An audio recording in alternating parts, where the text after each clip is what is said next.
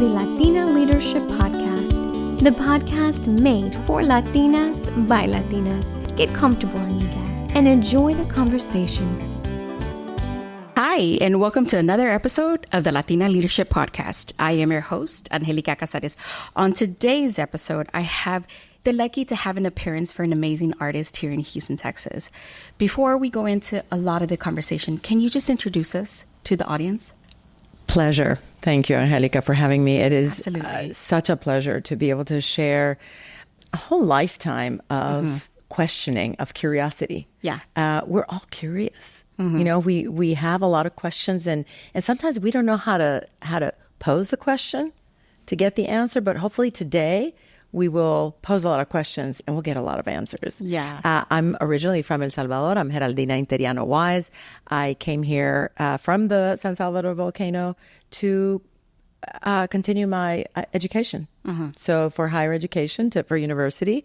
And I am very lucky that my parents instilled in me an enormous curiosity for furthering the conversations. Like, don't get stuck to today is today, but then some of us have to plan for the future. Yeah. Right? We have to design the future. Yeah, correct.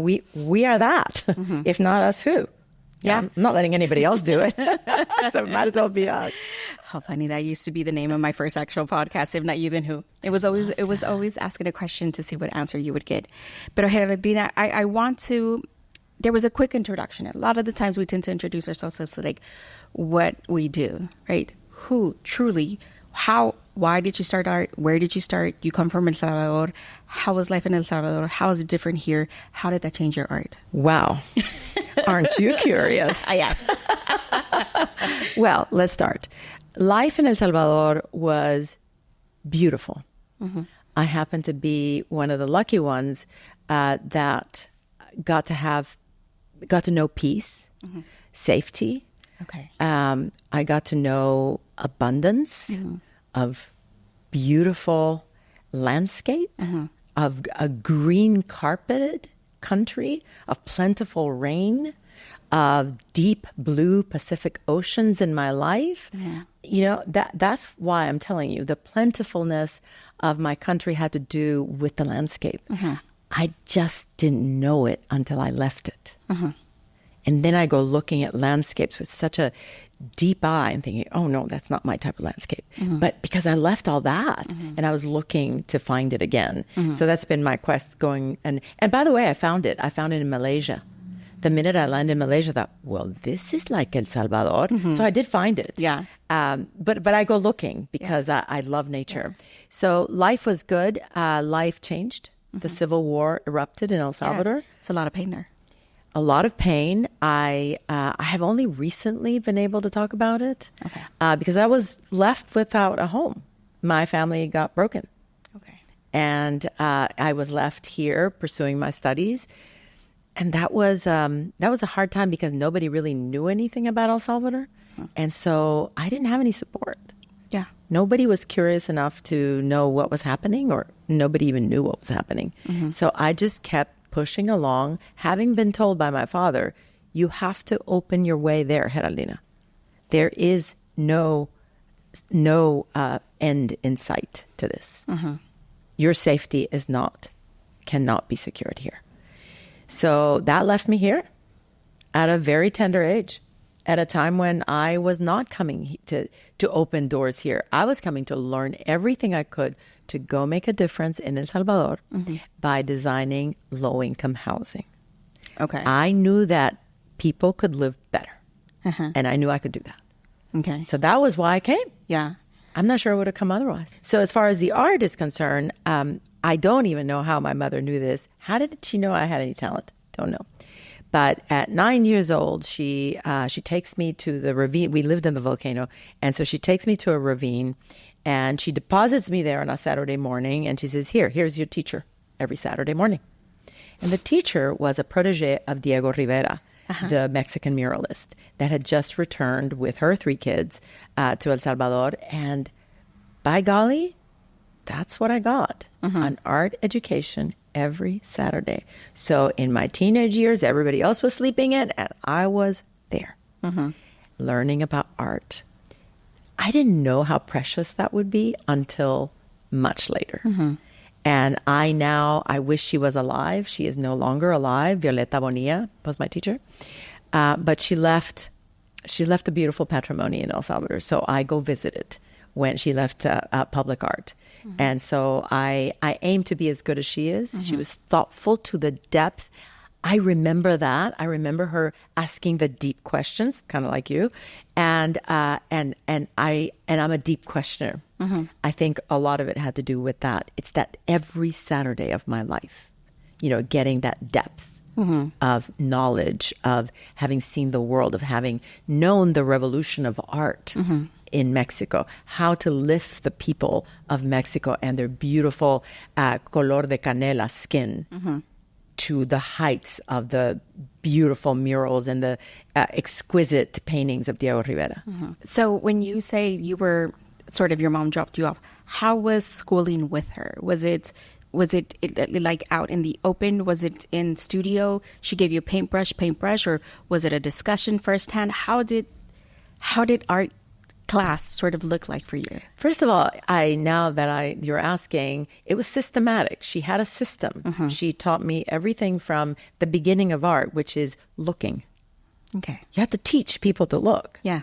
And then to look at proportion and look at distance and look at perspective. She taught me all of those things that would come into play in my architecture, by the way. So very elemental in the study of architecture to know all these things. Look at how are you going to go for 3D to 2D? Like when you're seeing things in space, then how do you put them in a 2D surface? But then I would go back to my 3D. So I'm a very 3D thinker. Okay. Because I was looking very deeply since little, right? She was teaching me. And also because of architecture being 3D. So I think in 3D. And so many of the things I do in 2D have very much 3D thinking behind it. Elements. Yeah. Yeah. Walking around your studio, I very much see that. Whether it's the burlap, the bent canvas, right. Exactly. the woodless canvas. Yes. There is a lot more to it. And then when I see the 3D prints and I see that you take the paper, you do it again, and you do it again. Not that it's repetitive, but there's very much thought into it. Yes. Yes. And you can tell in the art. It's very much appreciated. But speaking on your art a little bit, so as you were defining moments, for an artist, there's always defining moments, whether that's in the real world or whether that's you literally, sometimes it's just waking up one morning and thinking, yeah, this is who I am. Are there any monumental moments in your life, or did it just come to you from experience? You're very astute in asking that question. I think what you need to know is that when I went back to my art full time after a career designing residential design, when I went back was already a time when things had changed. So it was no longer, you were no longer able to represent other cultures. You could not appropriate other cultures. And I thought, oh my gosh, now I'm lost because I am an immigrant. I'm not all American. But I'm living here. I'm an American for a long time. So what am I supposed to represent? So I kind of went into an inner turmoil about that. And I thought, this is unfair. I wanted to do whatever I wanted to do.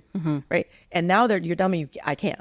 But that forced me to go deeper into who am I? So at this mature age, I have to then go asking, well, who am I? Which is really interesting. I mean, I urge everybody to ask themselves that question at any age. It doesn't matter. So I went and found who I was. So why did I look the way I looked? Like, what is in my DNA? Who do I come from? Where do I come from? It wasn't enough to say the volcano. It wasn't enough to say that I believed that I was a little Indita because I wasn't blonde, blue eyes.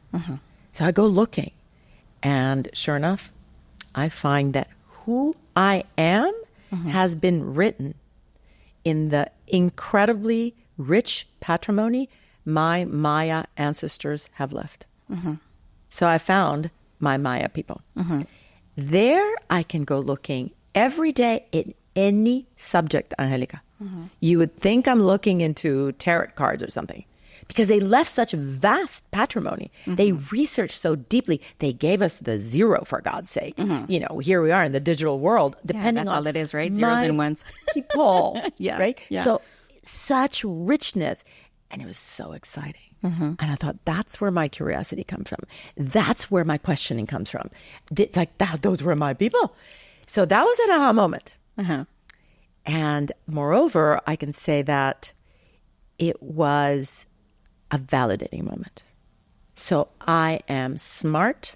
I am curious. I'm a thinker, because those were my people. And that validated me tremendously.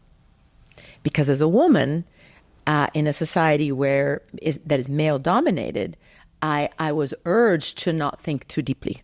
I was urged to not show it if I was thinking deeply. To take feelings away. Right. Be practical. Like, just be pretty. And I wasn't even pretty. So what the hell was I supposed to do?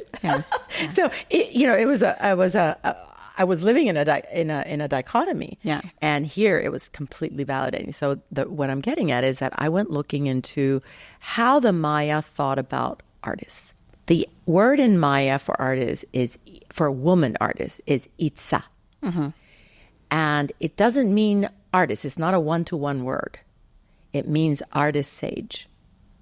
So in the society of the kings and the advisors, and then the healers, the shamans, the people that looked at the skies and the cosmology, the artist sage was high up there.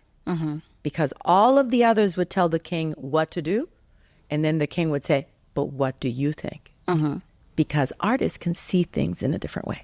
Isn't that beautiful? Yes, it is hard to explain that. I think you called it 3D. And in true honesty, for me, when I dig deep into because outside of what I do here and outside of the work that I do, and you mentioned earlier, you're a data-driven artist. I'm a data-driven person, period. Because I love to know what is reality and what is reality and what people like to perceive might be their reality. Right. There's a different construct to that. So you called it 3D. For me, I don't know, and I didn't mention this to you, but not by trade, but by birth, I'm a visual artist on my own, right? But I know and understand kind of that wording, because there is no word for me. There's a levitation to it. I don't call it 3D. There's a levitation of space that I can conquer within myself or within an area to be able to express that art. It's where I go in deep, and I can astute to that. I can reach it because I don't know how to live differently. And I've always known that about myself at a very young age, at a very whatever it may be. Making art out of scraped soap and getting yelled at by my mom because I would mold the soap into something else. She still tells the stories how I would destroy things, like to, whatever it may be. I did the same. Yeah. It was a very much curiosity space. Yes. Yeah. Yes. I have to say that there's knowledge in that space. Yes. We just have to access it and trust it. Yeah. And of course, I do the research, so I don't just go into that space and I feel it. I have that sense about it, and then I go research and think, there was the proof to what I was feeling. Yeah. Right. So I want the evidence too. But I do believe in that artist sage that I spoke about was then telling to me that I was in the right space, that this would be the platform by which I could find my freedom of expression, but that I could also create empathy for the planet. That is the overarching theme in my art. It's about literally life in the planet. And that, let's talk about another aha moment. So I go looking in the patrimony of my Maya people. And what do I find, Anjelica? I find that in the 600s, the Maya queens started to self-proclaim themselves Maya warrior queens, because they too were going to fight for the survival of life on the planet. The entire Maya way of thinking and research had to do with surviving the Maya. The mere fact that we are here sitting having this conversation is that they did it, right? We survived. They did it, and the women showed up. In the 600s, I did the math. That was 50 generations ago. Uh-huh. They knew they had the power to help the survival of the people. They knew they had rhythms of the planet that men could not read. They could. We live with the planet. We live with the moon. Mm-hmm. We live with the circadian rhythms. So we know things. They knew that. And they showed up as Maya warrior queens. So I didn't show you my art, my performance as the 50th generation Maya warrior queen. Uh-huh. Because I believe that power within that was not recognized when I was living in a certain society, right? Because it was so male dominated. And I, of course, didn't know any better, but I had it. But when I'm able to then understand that power within that each one of us has, that is not up for grabs, that is not to be given away, it is only to be found. That came from those women. And so my performance, my art performance has to do with my Maya warrior. So I do want to touch on that a little bit. Okay. Because you my favorite subject. Yes, let's. So it's called Modular Woman concept. Modular Woman concept. Modular Woman concept. Why the name modular? Well, thank you for asking that. It is a very specific concept. Remember, I have a background in architecture. And so in the architectural world since 1945, out of Paris, there comes a proclamation by a world-renowned architect, Le Corbusier, Swiss, working out of Paris, who then introduces to the world an anthropomorphic set of proportions that is a man. He is huge. He is utopic. He leaves out all women, all children, of course, all people of color, right? So it's a made-up concept. He made it up. And he introduces this to the world as the way we're going to understand the natural world and build the man-made world since 1945. So day one of my architecture education, very impressionable me, wanting to know the knowledge of the universe, I put it on as if I'm putting on a helmet. I don't know if you've ever worn a helmet, but when helmets fit really well, you can't feel you have them on. Okay. So that's my analogy. When the society gives you something and you put it on and you wear it so well that you don't even know you have it on. So I wore it like a helmet for all those years until I'm in my studio in 2021 when the laws in Texas change around reproductive rights. And an artist friend calls me in hysterics. I'm working here in my studio, and she's hysterical. And I kept saying, stop crying. I can't understand a word you're saying. So she finally stops, and she says, they are messing with our rights. The state of Texas has passed this in the legislature. And I said, hang up. I can't talk. So I sat in silence here because this is my safe space. This is my total freedom of expression space. And I sat in silence and I realized I had been wearing the dumb helmet. I had been living the fact that through man's proportions, the modular man is what he called it. Le modular in French. This had spread through the entire planet. Every school of architecture taught it. And they had taught it to me, and I had been wearing that helmet. I literally took off that helmet. I got up and I painted Modular Woman. And this woman would be abstract. It would be based on my proportions because I'm real, because I represent all women whose power has been trying to be taken away by others who are powerful within, that come from indigenous knowledge that goes well beyond the knowledge that we have now, and that has power. And that was my first Modular Woman. So I introduced Modular Woman, and she's based in my proportions. And so you see, Modular Woman, because I am someone who believes that life on the planet is going to be dictated by the balance we create, not the overarching need to take from the planet, but the overarching need to live with the planet. So Modular Woman is for the environment.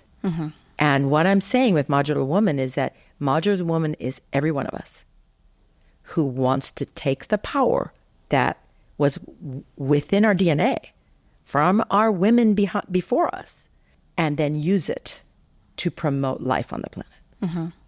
How do we step back into ourselves? How do we step back into, it's easier said than done, right?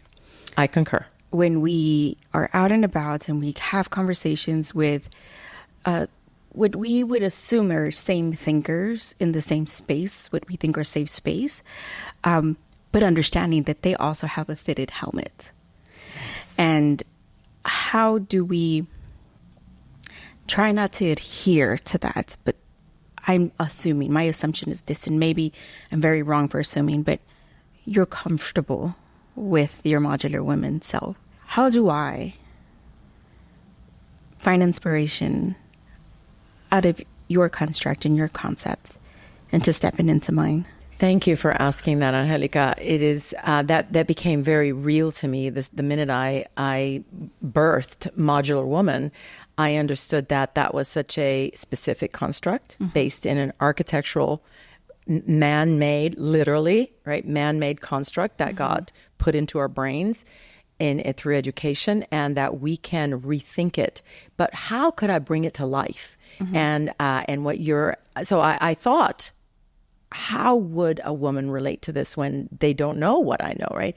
And what was evident to me is that I needed to bring her to life. So I started doing a performance. Yeah.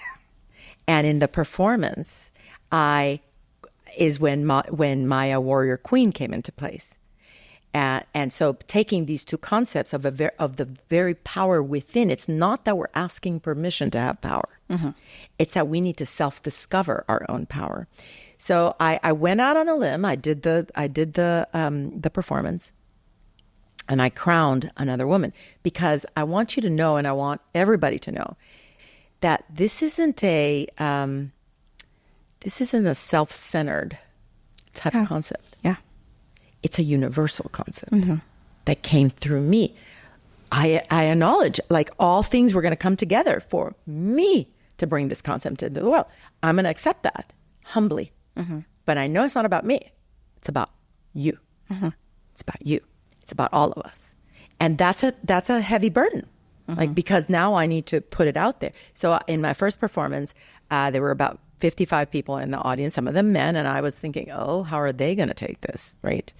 But I went with it, and I crowned a collaborator. So she crowned me. I became Maya Warrior Queen, Modular Woman, and then I crowned her. It was a thoughtful performance. Okay. It tried to explain, not in nitty-gritty the way that I'm explaining to you, but in bigger terms, I try to explain the whole concept. So at the end, amazingly enough, the women all came forward. And I was kind of overwhelmed, because in a performance, usually there's the audience and there's the performer. Yeah. Well, they all came into my space. It was very cute. I welcomed it. I welcomed it. They all came into the space because they kind of felt it was like a sacred space that I had created. Yeah, we tend to protect that. So then 3 young women who I did not know, I didn't even know how they knew about the performance. 3 young women actually say the words, "How do we get crowned?" And I just stared into their eyes and I thought, I didn't think about this. So to answer your question, how I'm doing this is by proliferating the performance and the possibilities of crowning. So I make crowns. And I have a really good concept going that I'm hoping I'm going to be able to do with women who have suffered from their power being taken away, then going into a whole industry of making my art crowns. So my art crowns, let's talk about that for a second. They're coming out of Modular Woman, but they're coming out of research, remember. And I don't do flowers. No. Right? I don't do representational art. So I kept thinking, but then what about the flowers? And they kept speaking to me like this was a flower thing. So I went digging, as I do, into my Maya patrimony, the flower in Maya cosmology, the center of the flower, they consider portals into the energy of the universe. I'm going to repeat that. I'm going to repeat that. The center of the flowers, they consider portals that connect us to the energy of the universe. And I think that is so profound. Yeah. And it is so beautiful because I have been attracted to flowers all my life. Like I am a flower person, and yet I don't paint them. Remember, I don't make them. So I put them. And so I thought, why did I not paint them? Because they were so profoundly beautiful to me that it was going to be lost. That's not what I wanted. I wanted to put my sincere, profound love of that beauty. I couldn't put it. And now I can make them. And others who are gaining their power, other women, can help me make them from natural materials, from the indigo pigment that I use that takes me back to my Maya pigment that I source from El Salvador, and that is my signature in all my art. So I can use flor de tusa, the corn husks, the dried corn husks, to make flowers. That is a very big tradition in El Salvador of crafts. So I can now make these flowers and then have them and understand that by wearing my artistic flower crown, that you are connecting to the energy of the universe. What do you think of that? I'm such a visual person. I'm trying to visualize it. Like I have my interpretation of it. I have to see it. But that's a good thing. That's what I think when you say that's that. a good thing. I need to see what this looks like, sounds like, smells like, tastes like, looks like. I need to be able to, my sixth sense needs to be involved in all of this. As you were talking about your indigo, and I was like, how do I relate? There's that Mexican pink that I relate to deeply. Yeah. Don't we all have this like, Yes. we all like, there's this something that just draws us to like colors and things. And Yes. I think that's where, I think at heart, we're all artists. I think not to be like, woohoo, but I think a lot of us, we are art. We just express it differently. Can we talk about that? Yes, absolutely. So when I went digging into what makes me me, part of what came out was, because of our creative brain. But then I went asking the curious question, well, when do anthropologists and genetic anthropologists believe that we became the beginning of us? When did we separate from the animal world? When do they think we did that? So there's numbers. Numbers get thrown around 80,000 years ago, 120,000 years ago. So numbers get thrown around. But numbers weren't good enough for me because those are big numbers, right? Yeah. I don't know. But I can tell you what. So I kept going in my research. And when I found another aha moment, you asked about aha moments. That was an aha moment. That the closest to understanding when they know that we separated was when we created abstract art. So prehistoric art, the cave art, 40,000 years ago in the island of Sulawesi in Indonesia, 39,000 years ago in El Castillo, Spain, and 38,000 years ago in Lascaux in France. These people were artists. And I went and looked at this art last summer. And I discovered that man is an artist. That art is essential to our humanity. That art is essential to the human brain. I now can tell you that unequivocally. It's not just the anthropological geneticist saying that. It's that I saw it. And I understood that when I saw those hands, my hands are probably twice as big as the hands in that cave. They were not me. I'm the super, steroided, good nutrition me. Yeah. Right? That's why my hands are big. But they were little. And those hands were little. And I even asked, are those perhaps children's? No, they were adult. And they could tell by other ways that those were adult hands. The point is that it's when they were able to abstract that they wanted to tell others that they had been there. And how do they represent self? There were no mirrors. Let's get that straight. And so they abstracted that the hand would be the symbol of self. And so they also then had to figure out how to leave that print on the cave wall. And that experimentation was total creativity.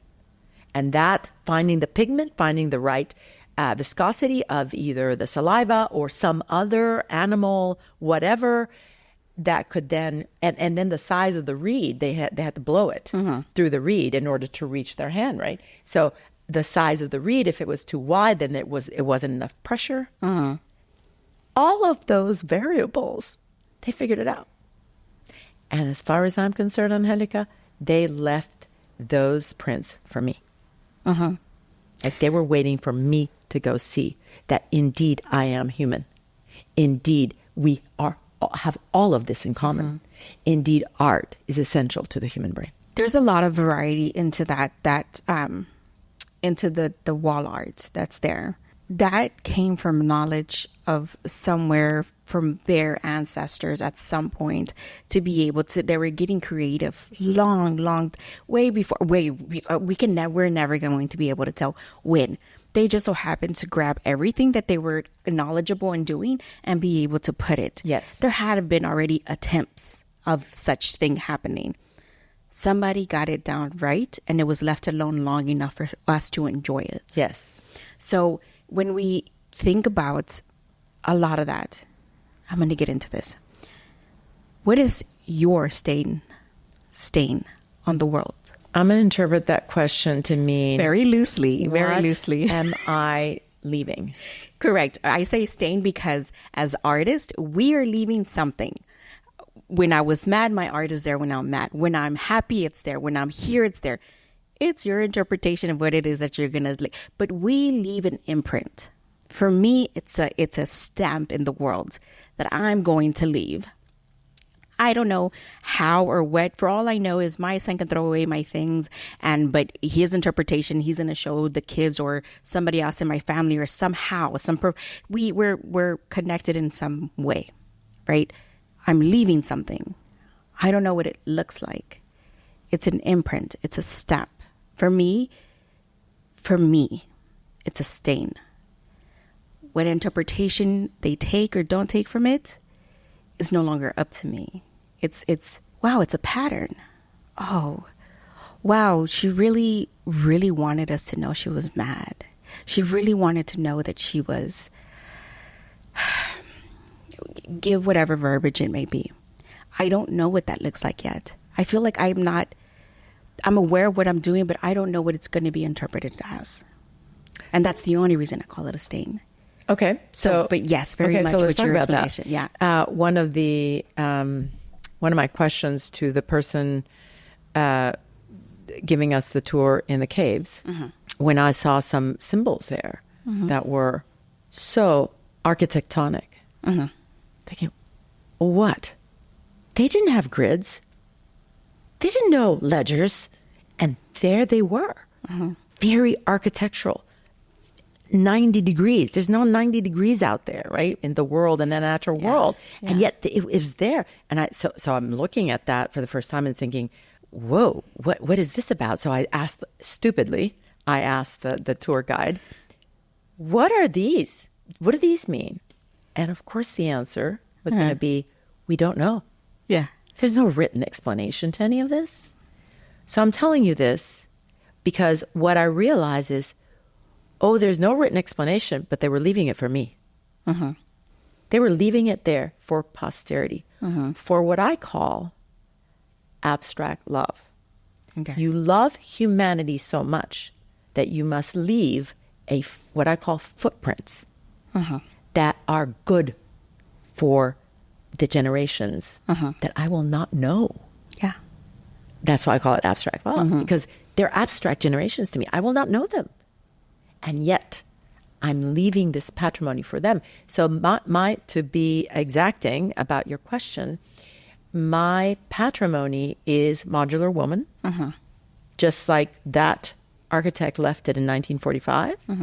I am saying, keep it if you want it, but I'm here with a much better solution to understanding the world through women's eyes, heart, and soul. What a better way to keep life on the planet, right? So I'm giving you a new solution. Yeah. And so that is one for me. The other one is my art of empowerment, my art of understanding, my art of curiosity, of answering the deep questions through my art, my indigo pigment that I use everywhere as my signature, because one day, the technology is already here, by the way. It's just very expensive technology to be able to bore through one of my paintings and then be able to tell the story of that painting. They can tell where that pigment came from. They can tell what I mixed it with. They can tell how long from one layer to the next one. Did I paint it in one day? Did I paint it in 1 week or 1 month? They can tell all that. That technology is here. It's being used in the big museums. So because I knew about that technology, I now layer my paintings with that information, because I know in my abstract love thought, in the future, somebody's going to say, what was she about? And they will know, oh, she's connected to the pigment in Hacienda Los Nacimientos in El Salvador. And this pigment is so pure, there was no chlorine in this water. This was not potable water. And moreover, there's no pollution because there's nothing else other than the pigment, which is true. This is exactly where I get this pigment from. There's no electricity and there's no potable water. So it's totally natural. And that's in my paintings. As we move into a world and a society who consumes a lot, clothes, there's a whole island that's huge, that's bigger, I think, than New York Island, that's like floating around in plastic. Yeah. As a very consuming society, what made you want to go back into, and I hear you, but what made you want to go back into the space where it's natural? I understand it's beautiful. I understand it's amazing to go back to there. It's amazing to do. But why now? Because what was it? Because we need positive thoughts. We need to understand our planet better. We need to create that empathy, that understand what beauty looks like, understand what nutrition looks like. Where does it come from? Let's get back to the basics, because the basics is what's going to give us the life. We've messed it up. Royally. And so I say, I'm not going to hit anybody in the head with it, but what I'm going to do, I'm going to show that there's a different way to think.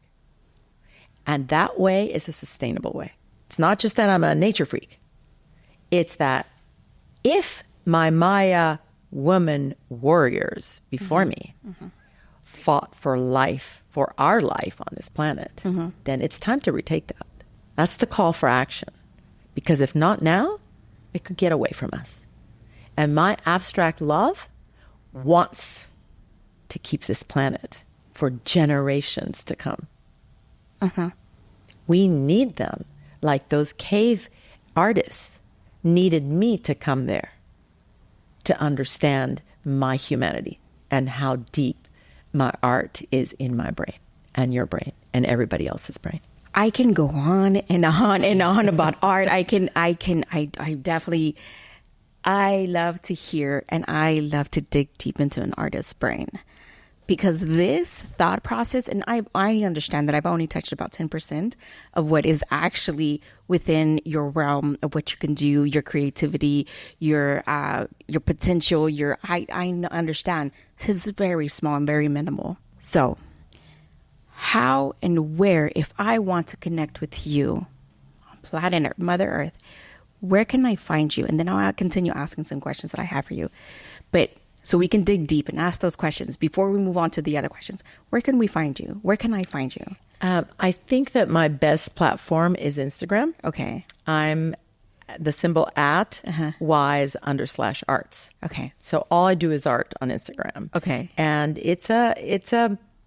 I'm very proud of it because it's my voice. It's like the person that showed up today, that's the person that shows up on that Instagram. On that platform. Okay. So I don't even post a lot because it takes me hours. I do research to put forth what is it that I'm putting in the world, because I'm very careful that what we talked about before, what imprint am I leaving? Well, in the digital world, I'm leaving that.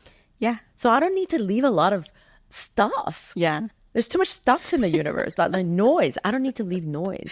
Good. I need to leave thought processes. I did consider that.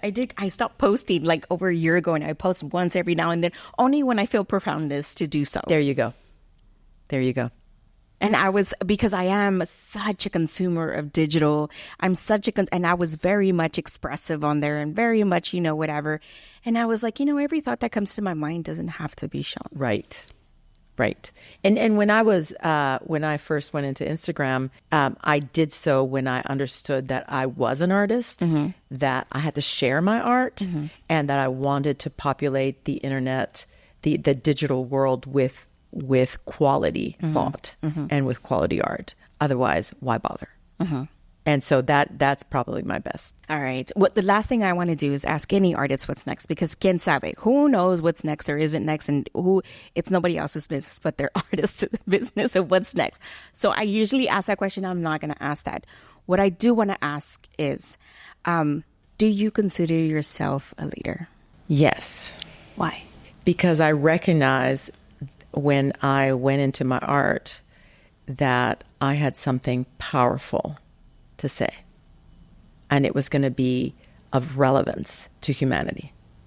Short of that, this is what I was going to do. I was going to go hold babies in the NICU, because I think that's survival of humanity. So it was one or the other. So if I wasn't going to be a full-time artist and have something incredibly relevant to say, something new to put out that was important to the survival of the species on the planet, then I was going to go hold babies, because they were as important as this. And that's why I do art, because I feel like this is the freeing platform, because nobody tells me what to do. Yeah. Right. And so that freedom of living in America, well, it comes with, what are you going to do with that freedom? And I chose art as that freedom. So it's an important platform for me. I do it for relevance. I will be doing this the rest of my life. And even though you're not asking me what's next, I will tell you what's next is more performance of Maya Warrior Queen, Modular Woman for the Environment, working with women that have been disempowered to then proliferate my crowns, my crowning moments. Remember, it's about every woman being empowered. I can't give you your power, but I can let you know, and I think through this conversation, that you too are powerful. Right? I am acknowledging your power. See, I'm not telling you have a power. I'm acknowledging your power. And then and I'm sorry I didn't have a crown, but remember, I'm working on them with these women, but otherwise I would crown you. But then you taking a crown and wearing it is incredibly symbolic of you believing in yourself. And you believe that there were powerful women before you. It's in your DNA. Yeah. And now you have to connect to it. But that's on you. Yeah. I fear sometimes some people don't get the concept of a lot of like the acknowledgement of some others in the room. I remember once when I was in 7th, 8th grade, we wrote a book, and we had to do a lot of the, like, it was a group effort, and we did the book and we binded it and we drew the pictures and whatever and whatnot. Anyway, the 8th grade English teacher said, this is actually good. It's a story I had heard once, and I don't know why, of imagined, I don't know. And it was completely in thought with what I had already heard and read into something, and I was already being creative, right? So long story short, she's like, we're going to take a field trip, and I'm only taking 8 students, and we're going to go your alma mater at Rice University. And I was like, Rice? Like, I'm sorry? And her thought was, I think you're good enough to actually go to school. that was so far-fetched. If I had finished high school, that would have been enough. But the recognition that I had potential to do more, to be more, to, not that I couldn't, but just to be, hey, have you heard of this? Hey, did you see this? Hey, I see what you're doing. Yeah. That simple, like, I was like, oh, I was so I was so set on the limitations that I was at. And that's what I see what you're saying. There's limitations that that others are placed on us, and we wear it like a fitted helmet. Absolutely. We wear Absolutely. we wear it like it's not like, this is the end. This is it for me. So yes, the crowns are absolutely essential for women to carry and behold and betroth and pass on. Yes. It's I know it might sound metaphorically, there's a profoundness to it. There is. So There is. I look forward to seeing And them. connecting it to my culture is really beautiful. I look forward to seeing that art. So I can't wait to show you. I very much look forward to seeing that art. So outside of this that we talked about, I know there's other things that maybe I didn't touch on. Is there something else you'd like to share with us? Yes, I would be very happy to share. When you asked me if I consider myself a leader, I started that leadership with my art, but really it came to me that it needed to be not just for my art, that it needed to be for artists, for other Latinos, other Central Americans, other South Americans that were in this very hard world of art. It's a very hard world. You don't get a lot of accolades. You don't get a lot of opportunities. You don't get a lot of doors that open. Okay. You don't get a lot. And yet we do it because it's in our blood. We do it because we have to, because we believe that we are leaving a patrimony that other people need to see. So I co-founded ALMA, the new Latino Museum for Houston. It is in the planning. We are gaining traction. It is a labor of love. Every one of my board is there because we believe that we can lift an entire U.S. Latino. And people seeing us for our talents, for who we are, for what we add to society, and not just be data or the negativity that is out there. So this is incredibly important. Number two, I think that Houston is the right place. We are the gateway to all of immigrants and people moving here, even U.S. Latinos moving here because they feel more comfortable. So that Houston takes this new landmark piece of architecture and what I call a landing place of our Latinidad, because this is no longer about one being Mexican or being Salvadorian American. This is about the U.S. Latino, because just think, Angelica, in this conversation, and you and I just met, we found so much in common. Yeah. Is that telling? Yeah. It's really telling that when it comes to the platform of art and culture, we have so much in common, all of us. So we don't need to separate into little communities. We need to connect. Yeah. That's what we're doing right now. Yeah. Yeah. That's what we're doing with your public and your absolutely. audience. We're connecting. And you said, what is the best way for people to connect with you? And I told you Instagram. It's about connection, keeping connected. And that's what we think we can do with having our own home of our Latinidad. Is a place to connect. And to then be able to see this in public, to be able to have these artist talks, to be able to have you there talking to artists. See, it's a place of proliferation of thought processes that I think our young people need to see, need to hear. They need to be inspired. They need inspiration. They need inspiration to not only be who they are authentically, love themselves, but also know that there are spaces that are open for them, that really all they have to do is stick with it, get educated, move forward, put high bars in their lives, make good choices, and the world can open up for them. I am personally working hard to make that happen for other artists. It's amazing. we tend to create and make spaces for what we wish somebody else would have done. So you knew it was there. It was needed. It's very much needed. I think Houston is the best place, is an essential place. I mean, it's an incredible place to start such a movement. So the community of Houston thanks you for us. Thank you, Angelica. For students just to show up into a building and be like, yes, finally, right? Like we can see what Yeah. my people do. Like I Yeah. can connect. I will tell you what, every time I bring people into my studio and I love talking about my art, so I can do this all day long.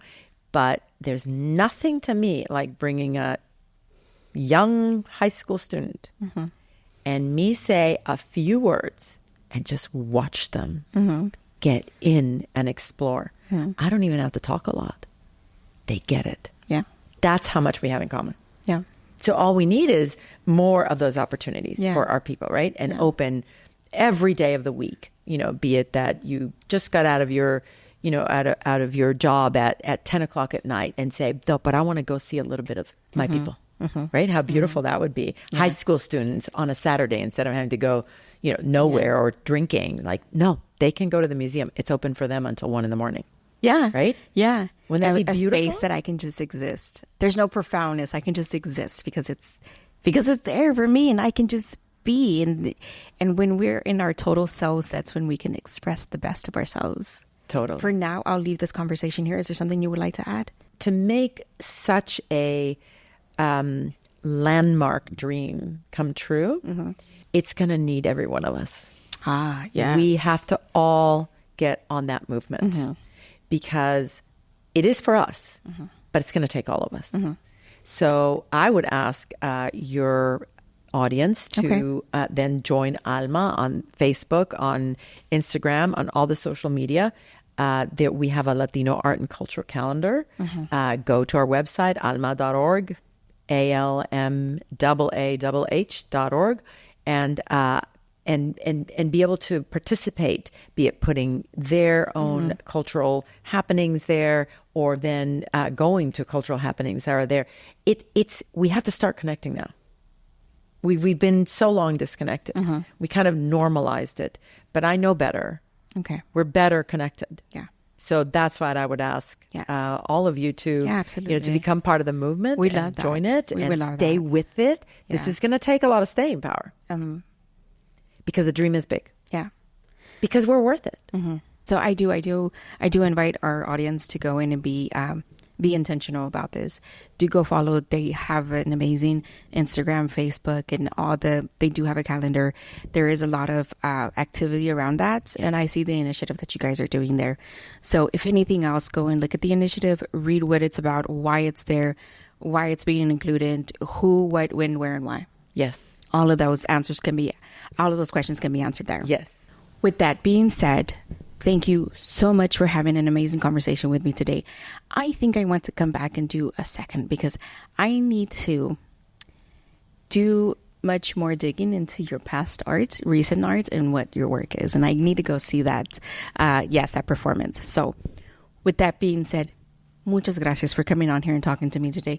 Thank you so much for taking the time out of your day and for actually inviting our audience into your studio and having this conversation with me. Thank you, Angelica. Thank you Muchas for all you gracias. do. Thank you. This is very needed, and Thank you. it is an honor to be here. It's my honor to be here. I love doing interviews, artist interviews. I have to say, I love having conversations. Yo puedo hablar like nothing else.